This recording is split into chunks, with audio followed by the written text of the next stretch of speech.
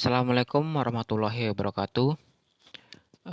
Di sini saya ingin mempresentasikan hasil dari tugas saya, tugas akuntansi syariah, pertemuan keempat. Perkenalkan, nama saya Riki Pratama dengan NIM C1F018022, Prodi Ekonomi Islam. Ya, langsung saja kita masuk ke pembahasannya pertama. Yang pertama yaitu perkembangan awal akuntansi. Jejak sejarah akuntansi di Indonesia bisa ditelusuri ketika Belanda beroperasi di Indonesia. Sebelum itu tepatnya zaman kejayaan Kerajaan Majapahit, Kerajaan Sriwijaya, dan Kerajaan Mataram. Tidak ada tanda khusus ataupun tulisan yang mengisyaratkan penerapan akuntansi, kendati demikian menurut Sukaharsono Harahap 2005. Menilai bahwa akuntansi masuk ke Indonesia ketika pedagang Arab mendarat dan mengadakan transaksi di wilayah Nusantara. Dalam buku teori akuntansinya, Harahap menyatakan ada dua periodisasi perkembangan akuntansi di Nusantara, yaitu zaman penjajahan dan zaman kemerdekaan. Pada tanggal 23 Desember 1957, Ikatan Akuntansi Indonesia (IAI) berdiri di Jakarta. IAI berhasil menyusun dan menetapkan prinsip akuntansi Indonesia atau PAI pada tahun 1973 dengan maksud antara lain menghimpun prinsip-prinsip yang lazim berlaku di Indonesia dan sebagai prasarana bagi terbentuknya pasar uang dan modal di Indonesia. Ketika itu bagi perusahaan yang akan go public harus menyusun laporan keuangan sesuai dengan prinsip-prinsip akuntansi Indonesia. Prinsip akuntansi Indonesia atau PAI 1973 adalah hasil kerja panitia menghimpun bahan-bahan dan struktur dari Generally Accepted Accounting Principles dan Generally Accepted Auditing Standard yang terdiri dari Dewan Penasihat Panitia Kerja. Pengkodifikasian prinsip akuntansi tersebut disahkan pada Kongres 3 tanggal 2 Desember 1973, yaitu menjelang adanya pasar uang dan modal. Berikutnya, sejarah akuntansi. Menurut sejarahnya, ilmu akuntansi muncul pertama kali pada tahun 1494, yang mana di kala itu ada seorang matematikawan bernama Luca Paciolo yang berhasil melakukan pencatatan keuangan dengan model berpasangan.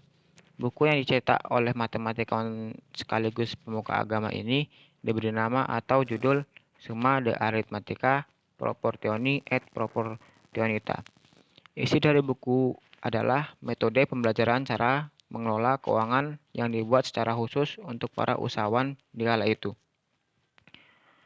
Pada awal kemunculan akuntansi masih belum diberi nama itu, melainkan tersebut dengan istilah sistem pembukuan pasangan. Hal munculnya sistem ini ditemukan pertama kali di Eropa Barat, karena memang di sanalah si penemu pertama menyebarkan sebagai pembelajaran kepada pebisnis. Namun beberapa waktu kemudian, sistem pembukuan pasangan mulai dikenal di banyak negara-negara besar yang lainnya.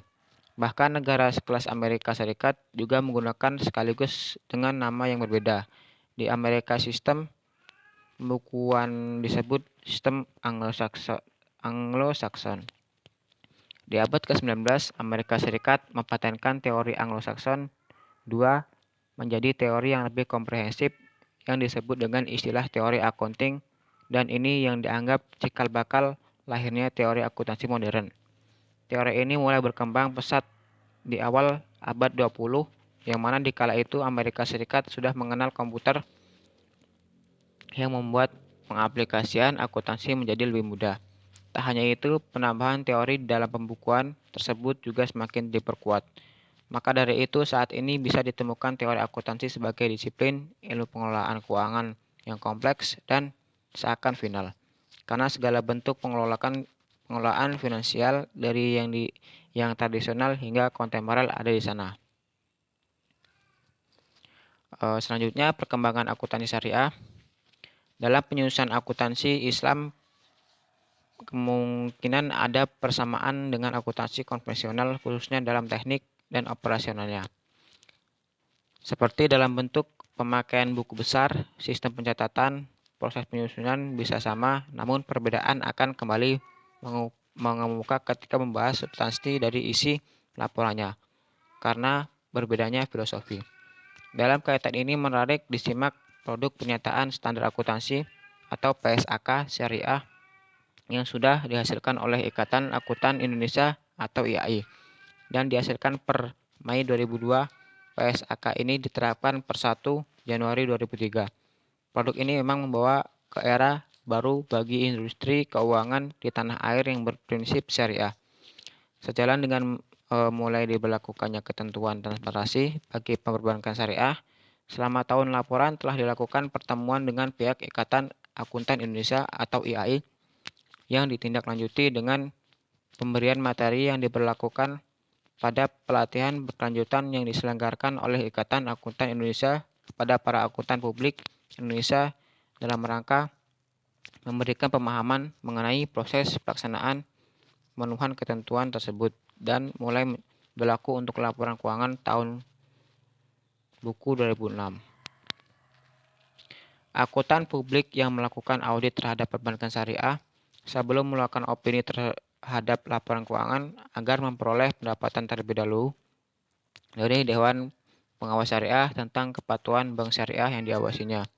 Adanya laporan pengawasan syariah kepada stakeholders perbankan syariah dan seharusnya untuk mendapatkan pendapatan Dewan Pengawas Syariah bagi akuntan publik sebelum mengeluarkan opini terhadap laporan keuangan perbankan syariah yang diaudit adalah merupakan salah satu usaha untuk menjaga tingkat kepercayaan masyarakat dalam penerapan prinsip syariah dalam setiap transaksi. Hal ini sesuai dengan salah satu sasaran akhir yang akan dicapai dalam revisi Cetak Biru Pengembangan Perbankan Syariah tahun 2005 berupa terpenuhinya prinsip syariah dalam operasional perbankan syariah.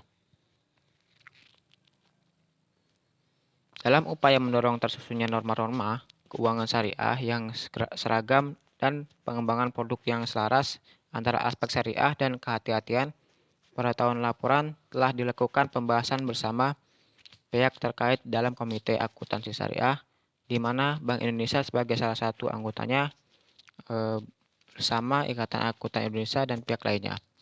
Dalam penyusunan standar akuntansi keuangan syariah dilakukan IAI dengan bekerja sama dengan Bank Indonesia, DSN, staf pelaku perbankan syariah, dan dengan mempertimbangkan standar yang dikeluarkan Lembaga Keuangan Syariah Internasional yaitu AAOIFI. Hal ini dimaksud agar standar yang digunakan selaras dengan standar akuntansi keuangan syariah internasional. Sekilas produser dan istilah yang digunakan. Pencatatan dalam negara Islam telah memiliki prosedur yang wajib diikut jika ditemukan kesalahan, maka orang yang bertanggung jawab harus menggantinya. Hal ini merupakan salah satu untuk pengendalian internal atau internal kontrol penerapan prosedur audit atau audit prosedur, serta akuntansi berbasis pertanggungjawaban atau responsibility accounting. Bahkan pengendalian inter yang paling penting adalah pengendalian diri sendiri atau self control, di mana Allah mengetahui seluruh pikiran dan perbuatan semua makhluknya.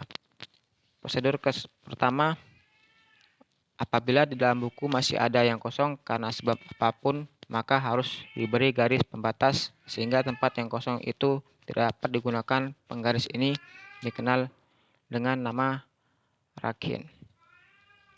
Prosedur kedua, harus mengeluarkan saldo secara teratur. Saldo dikenal dengan nama nashil. Prosedur ketiga, harus mencatat transaksi secara berurutan dengan terjadi sesuai dengan terjadinya. Prosedur keempat, pencatatan transaksi harus menggunakan ungkapan yang benar dan hati-hati dalam menggunakan kata-kata. Prosedur kelima, harus mencatat pemasukan di halaman sebelah kanan dengan mencatat sumber pemasukan tersebut. Prosedur keenam, ketika menutup saldo harus meletakkan sesuatu tanda khusus padanya. Berikutnya, hubungan antara akuntansi modern dan akuntansi syariah. Perkembangan ilmu pengetahuan termasuk sistem pencetakan pada zaman dinasti Abbasiyah tahun 750 sampai 1258 Masehi sudah sedemikian maju, sementara pada kurun waktu yang hampir bersamaan, Eropa masih berada dalam periode The Dark Age. Dari sini kita adalah melihat hubungan antara Luca Pacioli dan akuntansi Islam. Luca Pacioli sebagaimana adalah seorang ilmuwan sekaligus juga seorang pengajar di beberapa universitas Italia. Untuk itu, beliau telah banyak membaca buku termasuk buku yang telah diterjemahkan. Hal ini dibuktikan bahwa sejak tahun 1202 Masehi, buku-buku para ilmuwan Muslim atau Arab yang telah banyak diterjemahkan oleh negara-negara seperti yang dilakukan oleh Fibonacci of Pisa dengan judul Liber Abaci, Verba Philorum, dan Epistola de Proportione et Proportionalite. Pisa banyak belajar mengenai angka dan bahasa Arab, sehingga dalam bukunya disebut bahwa ia menyarankan dan menerangkan manfaat mengenai angka Arab termasuk dalam pencatatan transaksi. Pada tahun 1429 Masehi, angka Arab dilakukan untuk digunakan pemerintah Italia. Luca Pacioli selalu tertarik untuk belajar tentang hal tersebut, serta belajar dari Alberti, seorang ahli matematikawan yang belajar dari pemikiran Arab dan selalu menjadikan karya Pisa sebagai rujukan. Tahun 1484 Masehi, Pacioli pergi dan bertemu dengan temannya Onofrio Dini Florence, seorang pedagang yang suka berpergian ke Afrika Utara dan Konstantinopel, sehingga diduga Pacioli mendapat ide tentang double entry tersebut dari temannya ini. Bahkan Alfred Lieder tahun 1968 mendukung pendapat tersebut bahwa memang ada pengaruh dari pedagang Arab pada Italia. Walaupun Arab itu tidak berarti hanya Muslim saja. Penelitian tentang sejarah dan perkembangan akuntansi memang perlu dikaji lebih dalam bagi mengingat masih dipertanyakan bukti-bukti autentik atau langsung tentang hal tersebut sebagai ungkapan oleh Napier tahun 2007. Hal tersebut tentu harus telah dilakukan oleh para ilmuwan Muslim saat ini, dan pembuktian tersebut akan menempuh jalan masih panjang mengingat bukti-bukti autentik dari zaman dinasti Abbasiyah atau dengan pusat pemerintah di Kufah, Irak saat ini sudah banyak yang hilang karena perang. Baik, mungkin hanya itu yang dapat saya sampaikan. Lebih dan kurangnya mohon dimaafkan. Saya akhiri. Wabillahi taufiq wal hidayah. Wassalamualaikum warahmatullahi wabarakatuh.